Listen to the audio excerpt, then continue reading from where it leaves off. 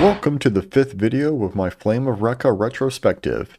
In this installment, I will be covering episodes 18 through 23 as Team Hokage battles it out with a group of notorious assassins in the first round of the death tournament. Can these young heroes prevail, protecting Unagi and their Madogus?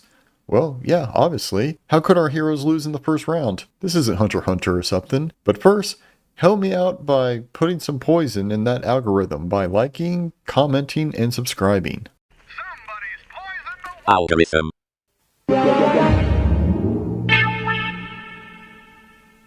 The time has come for the death tournament to begin. Team Hokage, minus Recca, is in a huge room full of the competitors as the loudspeaker calls for everyone to get to their assigned seats for the opening ceremony. A young boy is running through the crowd and knocks Fuko flat on her butt. He apologizes and then runs off looking for someone he calls master. Domon calls the boy cute without the customary no homo. Our heroes are then informed by one of the scantily clad tournament officials that all participants must attend the ceremony or they would be disqualified, prompting them to search for our favorite flaming ninja. Recca is outside enjoying the sun when he learns that he's not alone.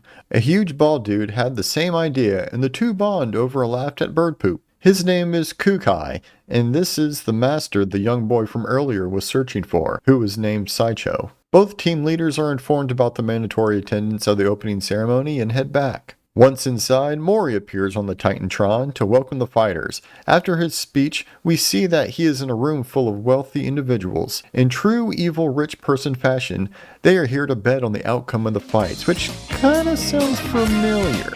We also learn Kurai's team has won the previous tournament, but the members have been split up into their own teams. Next, the brackets are announced, and Team Hokage will be in the opening matches of the tournament against Team Ku, headed by the bald guy Recca had met earlier. Thanks to random disembodied voices from the audience, we, along with Recca and crew, learn that Team Ku are deadly assassins. Assassin. Sounds so exotic. First match is Tokiya versus a dude with a steel shaft, which turns out to be a Madogu. Kagero shows up to explain the rod rotates at high speeds and can destroy just about anything it makes contact with. Tokiya dodges most of the fight, only taking damage once. However, his superior speed and skill earns him and his team a quick victory. Next up is Domon versus Luffy from One Piece, or at least someone that has eaten the gum gum fruit. Well, actually his name is Minamio and has the Nan Madogu in his mouth. The guy beats the hell out of Domon until the coochie comes out. Domon wraps up the rubber boy and slams him into the ground.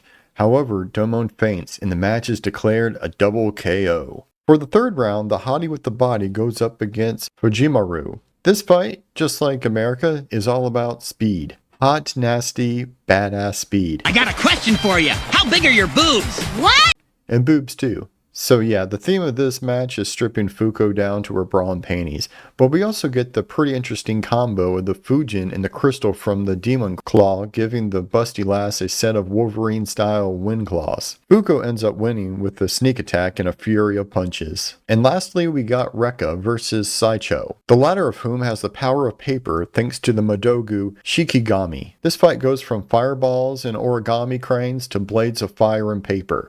Obviously, paper controlled by the Shikigami is a lot tougher than normal paper, or else this would have been a pretty quick fight. During the bout, we get flashbacks in which we learn that the members of Team Ku are not actually assassins. It was in fact rogue students of Kukai who had used his teachings to profit from murder, bringing dishonor and shame to the clan. Saicho confronted the traitors, but took a knife in the chest, from which he is still recovering, severely limiting the length of time he can fight. In one last desperate move, Saicho unleashes a crapload of kamikaze cranes, but Recca activates a trap car like he's Yu-Gi-Moto, countering the cranes with fireballs hidden in the ring. The young paper master finally collapses from exhaustion, and Kukai gracefully accepts defeat. And with that, Recca and the rest of Team Hokage advance to the next round, until Recca fucks it up. Get into this ring with me. You've got a reputation to uphold, and I'm giving you another chance. Because not only does Kukai accept the offer, Mori pops up on the big screen stating that this match will be a winner's take all, and like a bonehead, Recca agrees. We are then introduced to Kukai's Madogu, Oni, which causes him to transform after receiving 3 hits. This is hyped up quite a bit by Kukai's ally, who begs Recca to give up, because he'll surely be killed. Our hero persists anyway, launching a volley of fireballs, one of which manages to penetrate Kukai's defense. He is also able to land a solid kick that is unable to put down the big guy. Finally, Kukai allows Recca one last hit to end the match, but of course it's not enough. Thus Kukai's Madogu activates and the ass whooping begins. Recca is beaten, tossed around like a rag doll, and Kukai taunts him the whole time. When Kukai threatens the life of Unagi, Recca gains a second wind. His opponent begins to lecture him that to win this tournament, he must also become an Oni and a killer, instructing the young ninja to use his fire blade to remove his head. We learn that Kukai has been in jail after killing some baddies in self-defense, during which the aforementioned rogue students had begun using the Ku clan's teachings to carry out contract murders. To atone for the evils committed in the name of his clan and to teach Recca a lesson, Kukai was going to allow himself to die at Recca's hands. Recca senses this and retracts his blade at the last second. He says he won't become a killer. Kukai grows angry at Recca and launches his most powerful attack with the full intention of killing the boy. It's a direct hit, but as Recca lays on the ground, Humora, one of the dragons inside him, decide to give Recca his power. With the burst of energy, Recca lands one last attack, ending the match and securing Team Hokage's advancement to the next round. Alright, overall this was a pretty weak start to the tournament. It's kind of funny, I saw a comment on one of the episodes where the person said something to the effect of, "Man, Yu Yu Hakusho is way better." Of course, I'm not going to try to compare the two series, the running joke from previous videos notwithstanding, but I can't help but agree. Tokiya's fight was pretty predictable, with allowing himself to take damage so he can learn the opponent's attack pattern to counter them and to score a victory. Honestly, the guy's just too skilled to lose in the opening match, so I wasn't really too worried or invested in that fight. Domon's match was kind of like his fight with Sekiro. Domon just proves that he can take a beating and mostly relies on his high pain tolerance to win. However, I must admit his win over Minamio was actually kind of impressive, given that he had actually mastered the Kuchibachio during his training with Fuko. But of course, instead of using it from the start, Domon just takes a ton of punishment, resulting in him fainting, and the match ending in a double KO when he could have probably won. Yeah, I know, it'd probably be kind of dumb to have Team Hokage sweep the first round, but a draw was kind of a cop-out. Maybe if Domon refused to use his Kuchibachio, saying something like, "All I need is my fist to win," only to lose and actually be the only one to lose from his team. This could kind of act as a mini arc for the nose ring bruiser, overcoming his hard-headed bronze over brains mentality, and then next time using that new Madogu. But whatever, I guess Domon's match was better than Tokiya's slightly. I'm going to say I think Fugo's match was probably the best in this opening round, and not just because it provided the perfect thumbnail bait for all you men of culture. Tokiya may be the most skilled on the team and Recca is the main protagonist, but Fugo is probably the most naturally talented fighter with a strategic mind, making this match a lot of fun to watch.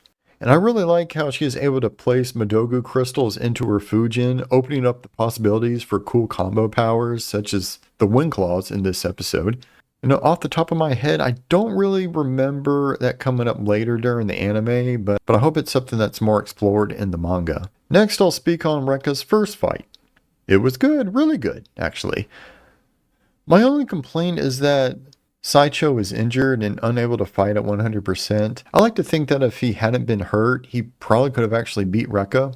Recca is pushed to his limits by the end, only surviving his opponent's final assault thanks to the ingenious tactic of using hidden fireballs from his previous attack in the damaged ring as a shield. But then there's Recca's second fight. This fight, in-universe, should never have happened, and out-of-universe completely ruins the first round of the tournament, at least for me. I'll start with the in-universe reasons first. After Recca's fight with Saicho, he should have been completely drained of fire or energy or whatever the series uses as its form of anime magic. In fact, I think this could be the biggest issue with Flame of Recca as a whole. Yu Yu Hakusho has spirit energy, Hunter x Hunter has Nen, DBZ has Ki, but Flame of Recca doesn't really have anything like that. Or at least it isn't really explained. Sure, there's the Madogus and they give the wielder powers, but other than their stated abilities, do they also enhance the wielder's stats like strength and speed and endurance? It's hard to tell because since the very first episode, we've been seeing Recca and crew pulling off crazy ass physical feats even before the Madogu showed up.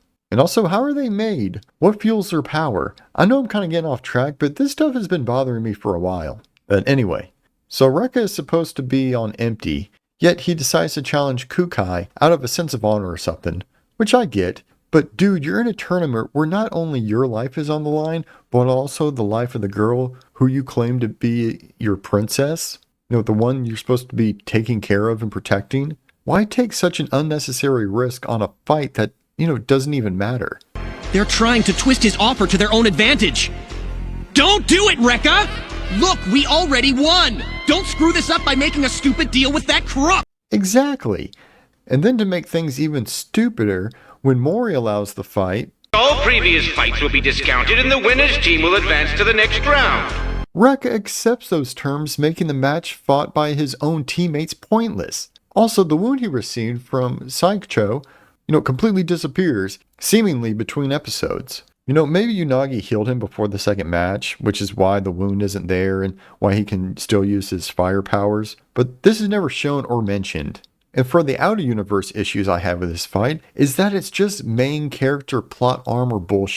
As I said before, Recca shouldn't even be able to spark a flame at this point, not to mention the absolute pounding he receives throughout the fight, yet still manages to keep standing up until he's lucky enough to get a last second power up from one of the dragons, which knocks down Kukai for good in one hit. Main character plot armor bullshit. And the narrative going through the fight where Kukai is trying to teach Recca that he must be more ruthless to win the tournament as well as protect Unagi, it's okay. I think the fact that he is actually wanting to die, not just for Recca's lesson, but also to atone, for the shame now attached to his clan, it just kind of gets muddled. Almost like it was overwritten and forced. But overall, the actual fight sucked. The execution of the story sucked. I give the first round a C+. It had a weak start, got better with Fuko's fight, but the final fight with Kukai ruined it, at least for me.